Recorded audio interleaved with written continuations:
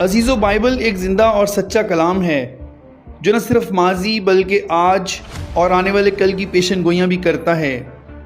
آج ہم ایسے زمانے میں جی رہے ہیں جہاں جنگیں، قحط اور تباہی معمول بن چکی ہیں، لیکن کیا آپ جانتے ہیں یہ سب کچھ پہلے ہی خدا کے کلام میں لکھا جا چکا ہے۔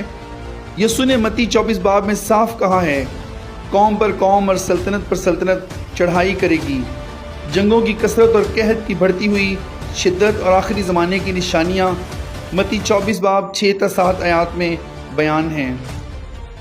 بائبل ہمیں خبردار کرتی ہے کہ یہ دنیا کبھی بھی امن کا مکمل مزہ نہیں چکھے گی جب تک یسوع مسیح واپس نہ آ جائے۔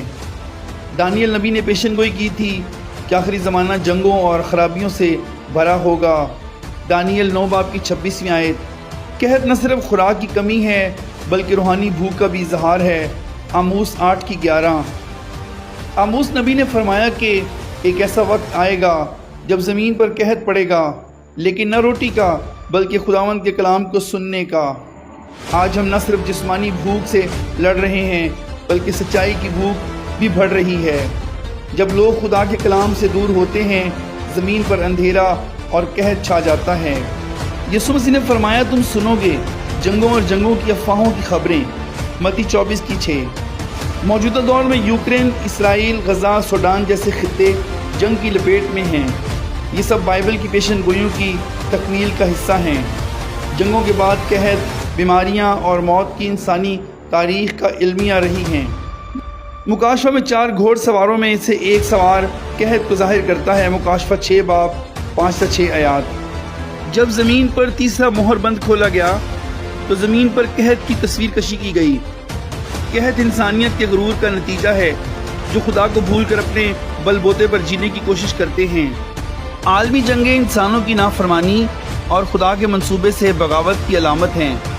خدا کی عدالت صرف روحانی نہیں بلکہ زمینی حالات کے ذریعے بھی ظاہر ہوتی ہے۔ یسوع نے کہا کہ یہ سب کچھ ابتدا کی مشقتیں ہیں۔ متی 24 کی 8۔ قحط ہمیں خدا پر انحصار کرنے کا سبق سکھاتے ہیں۔ جنگیں ہمیں یاد دلاتی ہیں کہ انسان کا بنایا ہوا امن محض عارضی ہے۔ بائبل میں مصیبت کے وقت داؤد بادشاہ کی دعا تھی، میرے دشمنوں سے مجھے بچا۔ زبور 59 کی 1۔ ہمیں بھی خداوند کے ساتھ مضبوط تعلق قائم کرنا چاہیے کیونکہ جنگوں اور قحط میں وہی ہماری پناہ ہے۔ زبور 46 کی پہلی آیت۔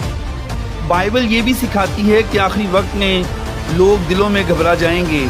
لوکا 21 کی 26۔ قحط جسمانی بھی ہوگا، مالی بھی ہوگا اور روحانی بھی ہوگا۔